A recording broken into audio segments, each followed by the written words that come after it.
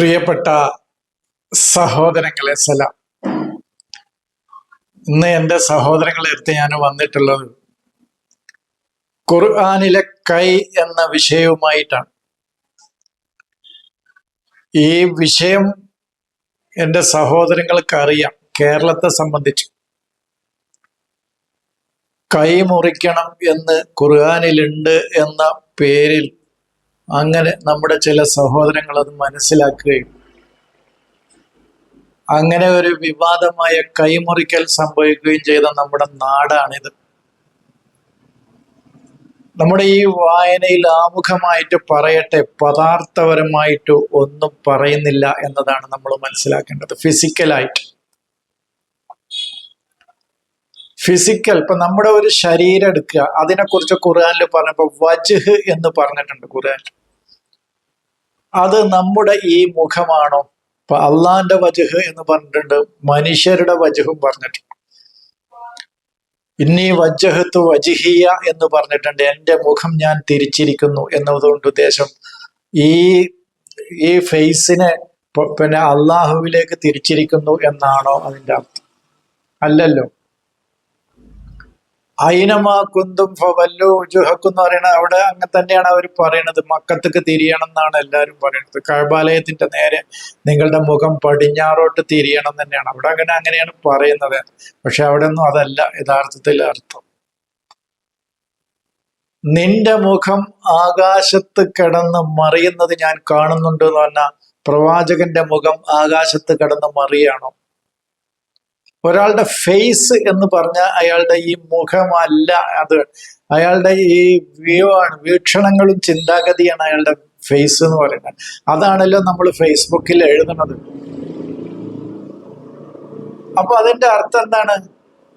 അപ്പൊ ആ നിലക്കാണത് എന്ന് പറഞ്ഞാൽ പ്രവാചകന്റെ അത് ആരുടെ മുഖമാണോ സമാഇൽ എന്ന് പറയുന്ന സമാഉൽ മഅരിഫത്തിലാണ്, അറിവിന്റെ ആകാശങ്ങളിലേക്ക് തൻ്റെ വജഹിനെ തിരിച്ചിരിക്കുകയാണ്. അവിടെ കടന്ന് തഖ്ലീബുൽ അഫ്കാർ നടക്കുകയാണ്. അവിടെ ചിന്തകളുടെ മാറിമറിയലുകളാണ് അവിടെ നടക്കുന്നത്, അല്ലാതെ മുഖം കടന്ന് മറിയല്ല.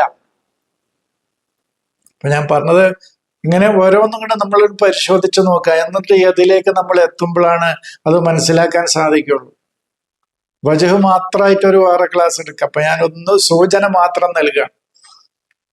അതുപോലെ തന്നെ റസ് എന്ന് പറയുമ്പോൾ നമ്മുടെ തല എന്ന് പറയുമ്പോൾ അതാണ്, അത് തലയായിട്ട് മനസ്സിലാക്കിയപ്പോഴാണ് ആദം ബിൻ റസ് ഈ തലയിൽ ദീനുണ്ടാകുക എന്ന് പറഞ്ഞത്. ആ തലയിലെ ദീൻ എന്ന് പറയുന്നത് യാഥാർത്ഥ്യങ്ങളിലേക്ക് എത്താത്ത അവസ്ഥയാണത്. അവരുടെ മുഹല്ലിക്കീന റഊസക്കും എന്ന് പറഞ്ഞാൽ തല മുണ്ഡനം ചെയ്തും മുഖസ്സിരീന എന്ന് പറഞ്ഞാൽ മുടി മുറിച്ചു എന്ന് പറയുന്നത് രണ്ടും കൂടി ഒരാൾക്ക് ചെയ്യാൻ കഴിയില്ല. ഹാജിമാർ അങ്ങനെയല്ല. അവിടെ മുഖസ്സിരീന മുഹല്ലിക്കീന എന്ന് പറയുന്നത് വിജ്ഞാനത്തിന്റെ സമാഉൽ മഅരിഫത്തില് യാഥാർത്ഥ്യവുമായി നിരന്തരം ബന്ധപ്പെട്ടുകൊണ്ടിരിക്കുന്നതാണ്. അവിടേക്ക് പറന്നുയരുകയാണ് ചെയ്യുന്നത്. ഒരു ഉദാഹരണം പറഞ്ഞു എന്ന് മാത്രമേ ഉള്ളൂ, ഞാൻ സൂചന നൽകിയെന്നുള്ളൂ. അവർക്ക് ആദാനുകളുണ്ട്, അവർക്ക് ചെവികളുണ്ട്, അവരത് കേൾക്കുന്നില്ല എന്ന് പറഞ്ഞാൽ ബാഹ്യമായ ചെവി കൊണ്ട് എല്ലാവരും കേൾക്കുന്നുണ്ട്.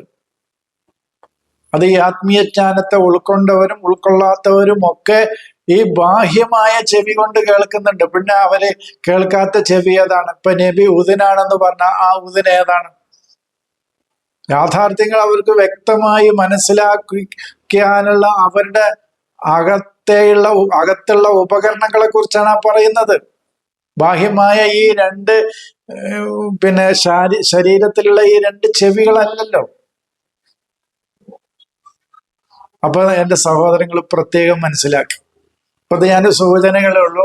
ഇപ്പൊ ആദാന് വന്ന ഇടങ്ങളിലൊക്കെ വേറെ പരിശോധിക്കും. ഇപ്പൊ നമ്മൾ ഒരു സൂചന നൽകുകയാണ്, പെട്ടെന്ന് തന്നെ ഏതിലേക്ക് അങ്ങോട്ട് വരണ്ട എന്ന് വിചാരിച്ചിട്ട് ഞാനൊരു സൂചന നൽകിയാണ്. ഇപ്പൊ യദുല്ലാഹി ഫൗക ഐദീക്കും, അള്ളാഹുവിന്റെ കൈ നിങ്ങളുടെ കൈയിന്റെ മുകളിലാണെന്ന് പറഞ്ഞാൽ എന്താ? അവിടുന്ന് പോരാ നമുക്ക്. ഇപ്പൊ അള്ളാഹുവിന്റെ കൈ നിങ്ങളുടെ കൈകൾക്ക് മുകളിലാണെന്ന് പറഞ്ഞാൽ അതിന്റെ അർത്ഥം എന്താ സഹോദരങ്ങൾ? അള്ളാഹുവിന്റെ കൈയിന്റെ മുകളിൽ നമ്മുടെ കൈ വെച്ചിരിക്കുകയാണെന്നോ? അങ്ങനെയൊക്കെ മനസ്സിലാക്കുന്ന ആളുകളും അപൂർവ ഒറ്റപ്പെട്ട ആളുകളൊക്കെ ഉണ്ട്. അള്ളാന്റെ ഒരു കൈയാണെന്ന് പറഞ്ഞിട്ട് ഒരു ഷെയ്ഖിന്റെ കൈ വെക്കുക, അതിന്റെ മുകളിൽ പിന്നെ താഴെ നമ്മുടെ കൈയും വെക്കുക, അതാണ് അതിന്റെ ആ രീതിയിൽ വിശദീകരിക്കുന്ന ആളുകളുണ്ട്. ഇപ്പൊ അള്ളാഹുവിന്റെ കയറിനെ മുറുകെ പിടിക്കാന്ന് പറഞ്ഞാൽ ഒരു കയറ് കെട്ടിത്തൂക്കിയിട്ട് അതുമേ എല്ലാരും പോയി പിടിക്കുന്ന സമ്പ്രദായം ചെയ്യുന്ന വളരെ വളരെ ഒറ്റപ്പെട്ട കുറച്ച് ആളുകളൊക്കെ ഉണ്ട്, ഇല്ലാന്ന് നമുക്ക് പറയാൻ പറ്റൂല. അപ്പൊ അങ്ങനെയാണ്. അപ്പോ അവിടെ നമ്മളൊന്ന് മനസ്സിലാക്കുക. അപ്പൊ നമ്മുടെ സ്വാധീന ശക്തിയെക്കാളും കഴിവിനേക്കാളും ഒക്കെ, നമ്മുടെ സ്വാധീനത്തെക്കാളും ഒരാളുടെ യത് എന്നതുകൊണ്ട് ഉദ്ദേശിക്കുന്നത് അയാളുടെ നുഫൂദുകളും അയാളുടെ കുദറത്തുമാണ്. സ്വാധീന ശക്തി എന്ന് നമ്മൾ പറയാം. ആ നുഫൂദും ആ കുദറത്തിനെയുമാണ് ഒരാളുടെ യത് എന്നതുകൊണ്ട് ഉദ്ദേശിക്കുന്നത്, അല്ലാതെ നമ്മൾ ഈ പറയുന്ന കൈ എന്നുള്ള അർത്ഥത്തിനല്ല. അപ്പൊ അതാണ് നമ്മുടെ സ്വാധീനത്തെക്കാളും നമ്മുടെ ശക്തിയെക്കാളൊക്കെ എത്രയോ ഉപരിയിലാണ് അള്ളാഹുവിന്റെ സ്വാധീനവും ശക്തിയും എന്നല്ലേ അതിന്റെ അർത്ഥമുള്ളൂ. അതാണ് നമ്മൾ നോക്കും. ഇപ്പൊ ഈ കാലത്തിൽ യഹൂദികൾ പറഞ്ഞു യദുല്ലാഹി മഗ്ലൂലത്ത്, അള്ളാഹുവിന്റെ കൈ ബന്ധിക്കപ്പെട്ടിരിക്കുകയാണെന്ന് പറഞ്ഞവർ പറഞ്ഞു. പാരമ്പര്യ അർത്ഥമാണ് പറയുന്നത്. ഒല്ല എന്ന് പറയുന്നത് ബന്ധിക്കപ്പെടുക എന്നല്ല, അത് പാരമ്പര്യ അർത്ഥം പറഞ്ഞു എന്നുള്ളത്. നമുക്ക് ആ യദ് കണ്ട് എടുക്കാൻ വേണ്ടിയിട്ടാണ്. എന്നാൽ യഥാർത്ഥത്തിൽ ഉല്ലത്ത് ഐദീഹിം, അവരുടെ കൈകളാണ് ബന്ധിക്കപ്പെട്ടിരിക്കുന്നത്. ഇത് രണ്ടും അല്ലല്ലോ. അള്ളാന്റെ കൈയും ഈ നമ്മുടെ ഈ ഫിസിക്കൽ എന്ന് പറയും, ഫിസിക്കലായ കൈ അള്ളാഹ്ക്കില്ല എന്ന് എല്ലാവർക്കും അറിയാം. ആ യഹൂദികളുടെ കൈകളാണ് ബന്ധിക്കപ്പെട്ടിരിക്കുന്നത് എന്ന് പറഞ്ഞാൽ അവരെല്ലാവരുടെ കൈയും കൂട്ടിക്കെട്ടപ്പെട്ടിരിക്കുകയാണ് എന്നല്ലല്ലോ. അപ്പൊ ഈ പറഞ്ഞതിൽ നിന്നൊക്കെ അവിടെയൊക്കെ നമ്മുടെ സ്വാധീന ശക്തിയെ കുറിച്ചാണ് പറയുന്നത്. ഇങ്ങനെ നോക്കൂ, ഇങ്ങനെ ഇപ്പൊ വേറൊരു ഉദാഹരണം പറയാം. ഇപ്പൊ ഇതൊക്കെ പറയുമ്പോ എന്റെ സഹോദരങ്ങൾ പറയും, അവിടെയൊക്കെ ഞങ്ങളും അതന്നെയല്ലേ ഉള്ളൂ പറയണത്. ഞങ്ങളും അവിടെയൊക്കെ അതന്നെയാണ്. പിന്നെ ഏതാണ് ഞാൻ പറഞ്ഞില്ല, 4 സ്ഥലങ്ങളിലാണ് ഏകദേശം നിരവധി അനവധി സ്ഥലങ്ങളിൽ, എത്രയോ ഇടങ്ങളിൽ ഖുർആനിൽ ഉപയോഗിച്ചിട്ടുണ്ട്. ആ ഉപയോഗിച്ചതിൽ 20% സ്ഥലങ്ങളിൽ മാത്രമായിരിക്കും, ഏകദേശം ഞാൻ പറയണത് കറക്റ്റ് അല്ല, ഏകദേശം 20% പോലും ഉണ്ടോ എന്നുള്ള സംശയമാണ്.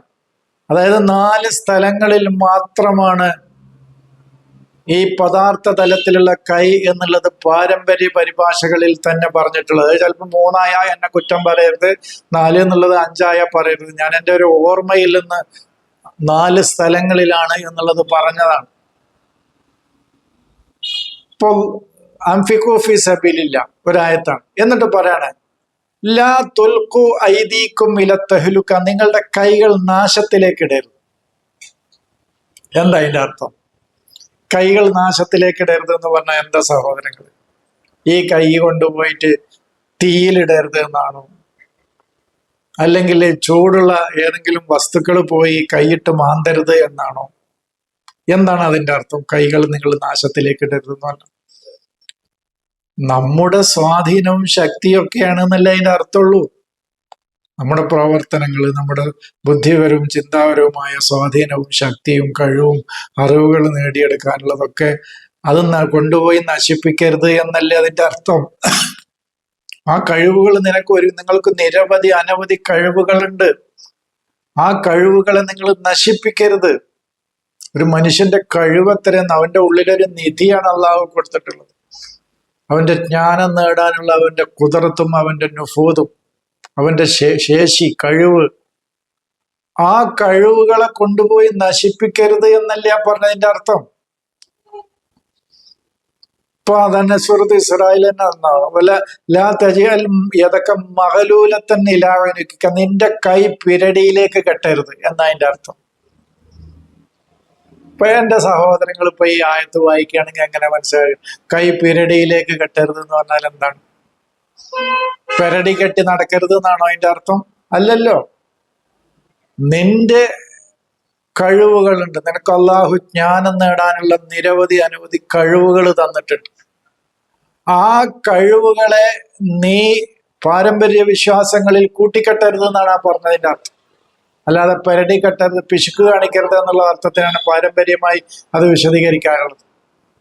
ഇങ്ങനെ ഓരോ കാര്യങ്ങളും നിങ്ങൾ ഒന്ന് സഹോദരങ്ങളൊന്ന് നോക്കി, ഇങ്ങനെ ഓരോ ഏത് പറഞ്ഞത് അപ്പൊ 4 സ്ഥലങ്ങളിൽ, അത് ഞാൻ പറഞ്ഞല്ലോ, 4 സ്ഥലങ്ങളിൽ ആണ്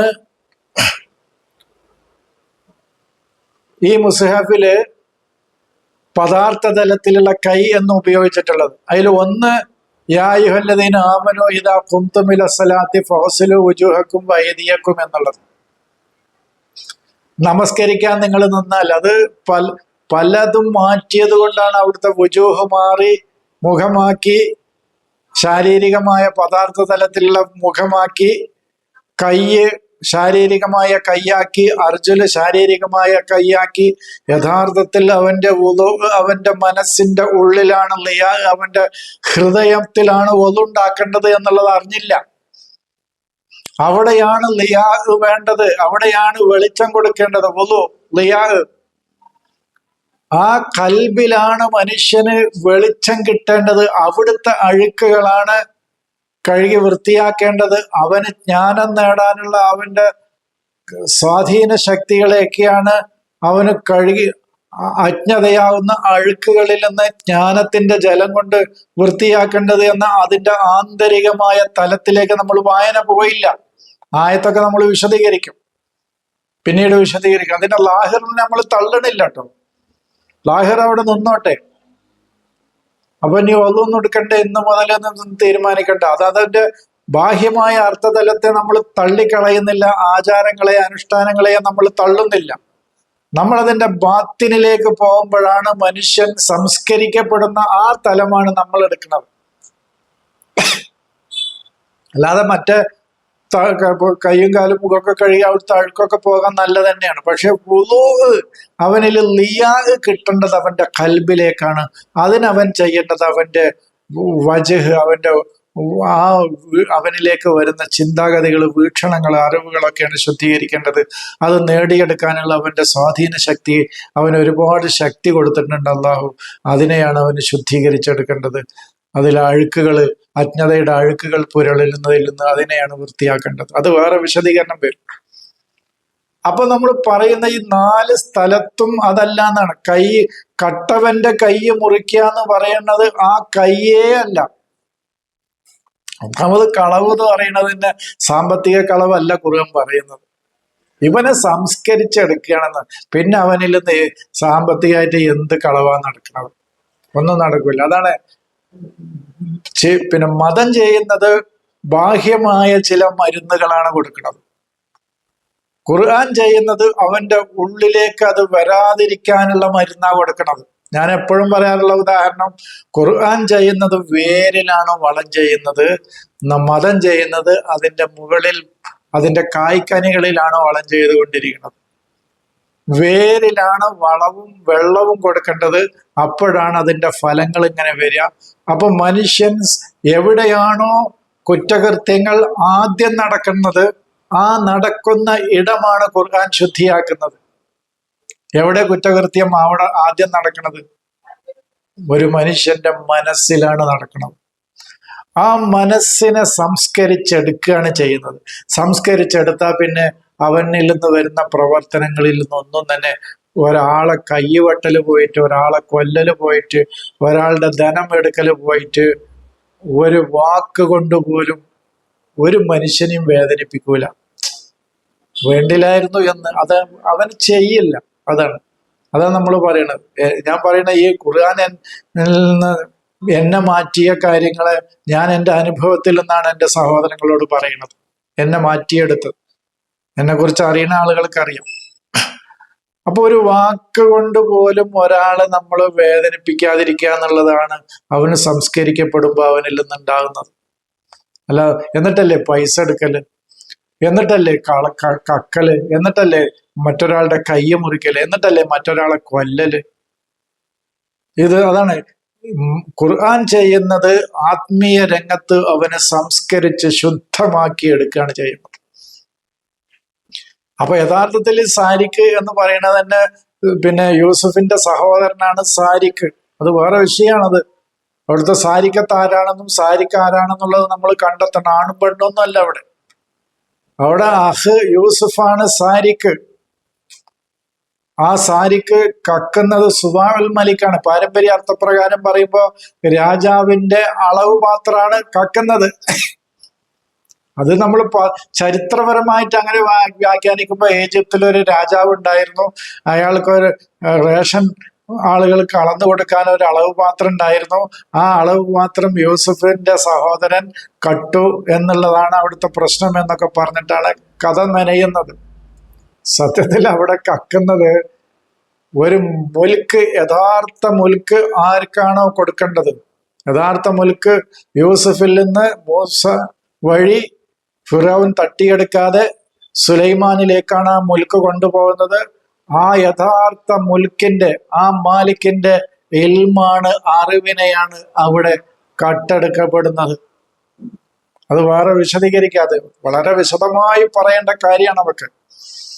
ഇത്ര വിശാലമായി നമുക്ക് ആ അർത്ഥതലങ്ങളിലേക്കൊക്കെ നമ്മൾ പോകും. അപ്പൊ അതാണ് പറയുന്നത്. അപ്പൊ അതൊക്കെ വിശദീകരിക്കാം. എന്നപോലെ തന്നെ ഇന്നല്ലദീന യുഹാരിബൂന അല്ലാഹ വറസൂലഹു എന്ന് പറഞ്ഞിട്ട് അതിന്റെ ഇങ്ങനെ പറഞ്ഞു പോകുന്ന ശേഷമാണ് തുഖത്തഉ ഐദിയഹും വഅർജുലഹും മിൻ ഖിലാഫിൻ എന്ന് പറയുന്നത്. വിപരീത ദിശയിൽ കൈയും കാലും മുറിച്ച് കളയണമെന്ന് പറയുന്ന ആയത്തുണ്ട്.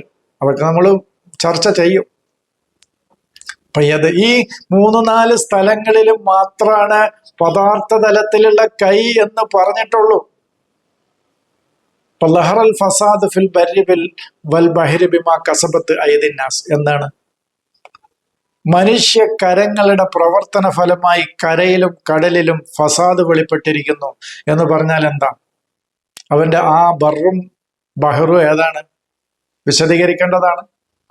നമ്മൾ ഈ പറയുന്ന കരഭൂമിയും കടൽ ലും ഇവൻ നടന്ന് കൈകൊണ്ട് മാന്തി പിത്തനുണ്ടാക്കണമെന്ന് പിത്തനെയും ഫസാദും ഉണ്ടാക്കണുണ്ടെന്നാണോ അതിന്റെ അർത്ഥം?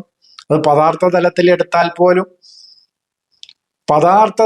എടുത്താൽ പോലും ഒരു മനുഷ്യൻ നടന്ന് കൈകൊണ്ടും കാലുകൊണ്ടും ഈ കരഭൂമിയിലാകെ നടന്നിട്ട്, അതുപോലെ തന്നെ സമുദ്രത്തിലാകെ സഞ്ചരിച്ചിട്ട് കൈകൊണ്ട് നടന്ന് ഫിത്തനയും ഫസാദും ഉണ്ടാക്കുന്നുണ്ട് എന്ന അർത്ഥത്തിനാണോ?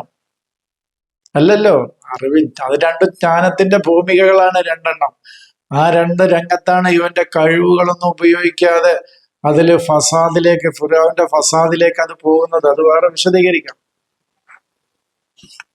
അപ്പൊ ഞാനിന്ന് പറയുന്നത് എന്താണ്? ഇതാണ്. അത് ഞാൻ ഇതിൽ മാത്രമാണ് ഒതുങ്ങുന്നത്. അതുകൊണ്ട് നിങ്ങൾ തെറ്റിദ്ധരിക്കേണ്ടെന്ന മാഷൊക്കെ പിന്നെ പറയാന്ന് പറയണമെന്നുണ്ട്, ഒരാക്ഷേപമുണ്ട്.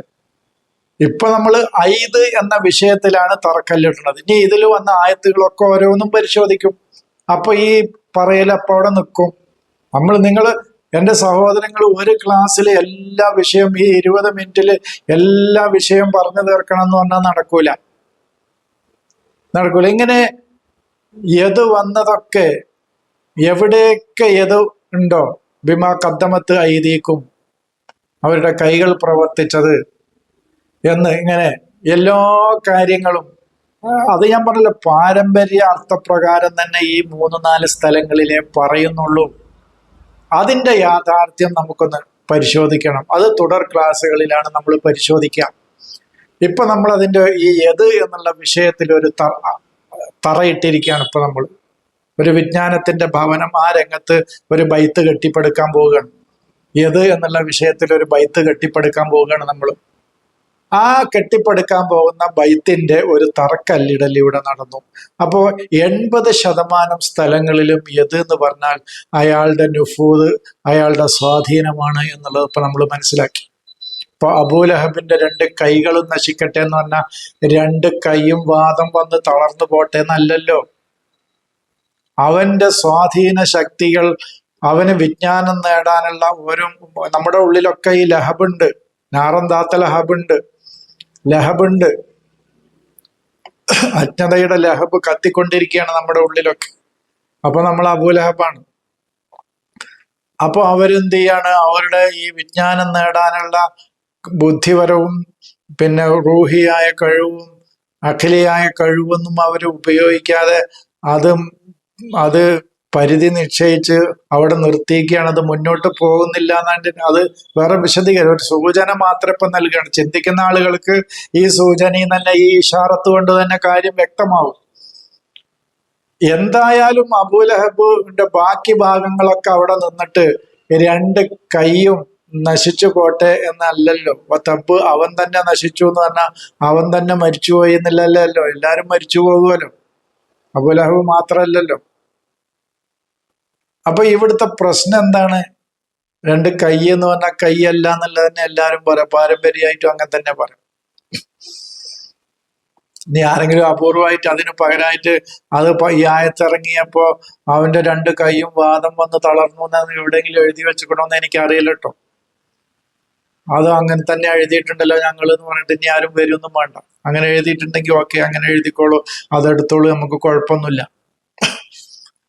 അപ്പോ 80% യത് എന്നുള്ളതിന് ഫിസിക്കലായ കൈ എന്ന് പറഞ്ഞിട്ടില്ല എന്നാണ് ഈ തറക്കല്ലിടൽ, ഈ ബൈത്ത്, ഈ യത് എന്ന കാര്യത്തിൽ ഒരു ബൈത്ത് കെട്ടിപ്പടുക്കാൻ പോകുമ്പോൾ നമ്മളിപ്പോൾ നടത്തിയിട്ടുള്ളത്. ഇനി യത് വന്ന പദാർത്ഥ തലത്തിലാണെന്ന് പറയപ്പെടുന്ന ആ ഇടങ്ങളിലൊക്കെ നമ്മൾ ആ 4 വചനങ്ങളും പരിശോധിക്കും. അത് തുടർ ക്ലാസ്സുകളിൽ എപ്പോഴെങ്കിലും നമ്മൾ പരിശോധിക്കുക തന്നെ ചെയ്യും എന്ന് പറഞ്ഞുകൊണ്ട് ഞാൻ ഈ ക്ലാസ് ഇവിടെ നിർത്തുന്നു. സലാം.